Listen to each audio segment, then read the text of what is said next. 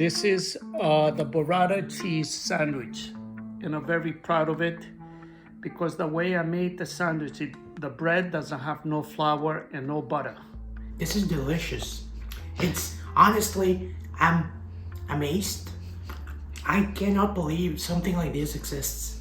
You take an eggplant, you slice it and put some olive oil, put it on a tray with parchment paper, and you put it in the oven for 1 hour.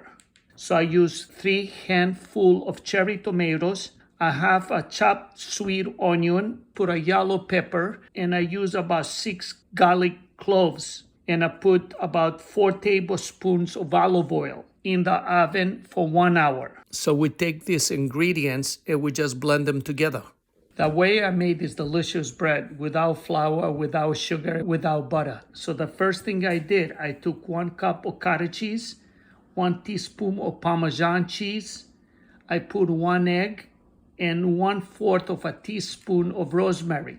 We just have to blend it. I put it on a tray with a parchment paper. I preheated my oven to 375 and I let it cook for 20 minutes. You check on it, and then what you do, bring down the temperature to 200 and let it cook for another 20 minutes. And then you put it in the refrigerator, so when you're ready to make your sandwich is nice and cold, and you can cut it and shape it. So the way we built the sandwich, you take the bread I made without flour, and I put the Burrata cheese on the bottom.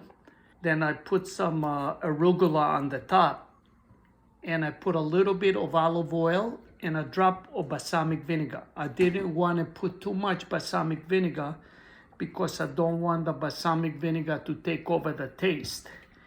And then I put this great paste with eggplant, cherry tomatoes, and all these different spices. So when you put the sandwich together and you take a bite, it's out of this world. And enjoy it. Subscribe to my YouTube channel to find delicious recipes. My recipes, you're not going to find any white flour, sugar, or bad fats.